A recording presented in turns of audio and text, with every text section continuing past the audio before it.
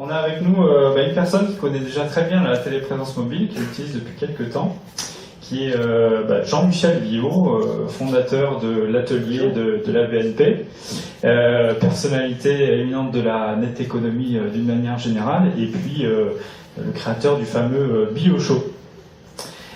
Donc Jean-Michel, tu es connecté là depuis chez toi. Est-ce que tu peux nous décrire ton expérience? Est-ce que tu peux sortir de ta station de charge peut-être? Oui, attends, j'ai pas... Alors c'est une nouvelle version qu'on vient de la montrer. Voilà, parfait. Voilà. Alors je suis un peu désolé de ne pas être avec vous. Et je suis un peu désolé que mon robot n'ait pas la plastique de Pamela Anderson. Bonjour tout le monde. Comment on fait, Julien? Alors qu'est-ce que tu veux que je raconte?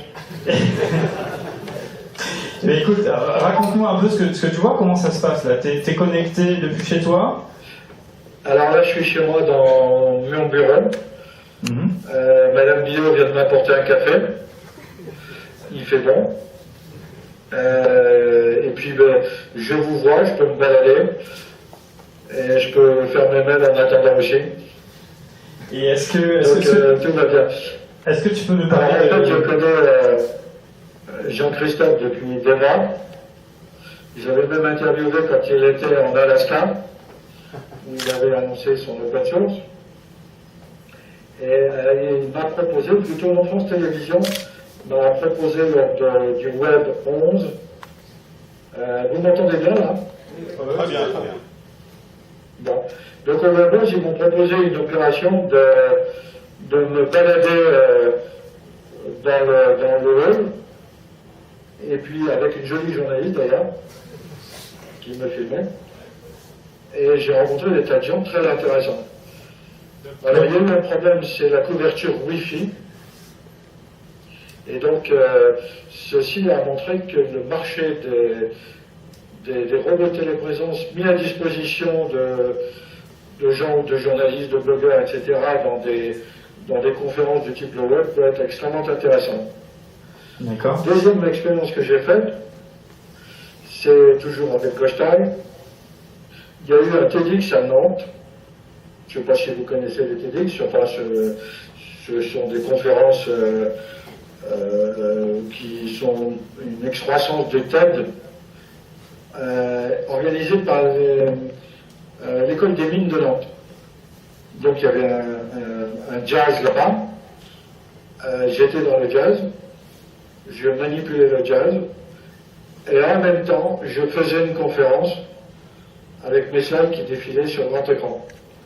Ça s'est très très bien passé, et donc j'inaugure les conférences en robot de téléprésence. Troisième grande,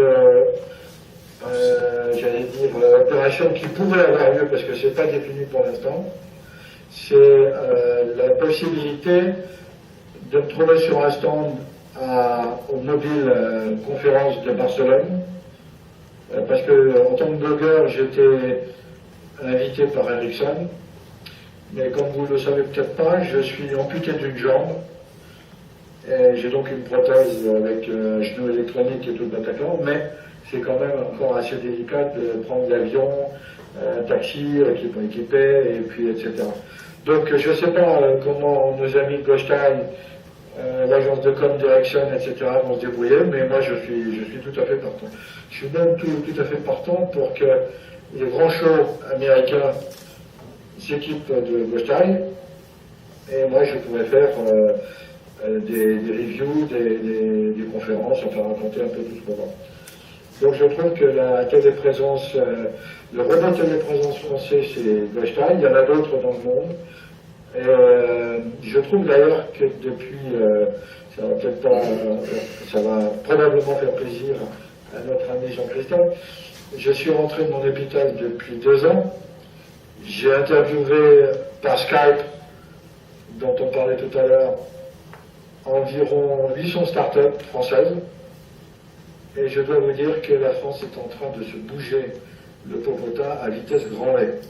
Alors peut-être que l'élite française n'en a pas conscience, mais la France est en train de se réveiller en 2.0. Et Goshtai en fait partie. Très bien. Merci Jean-Michel. Je crois que là tu nous donnes une illustration parfaite du principe de téléprésence mobile.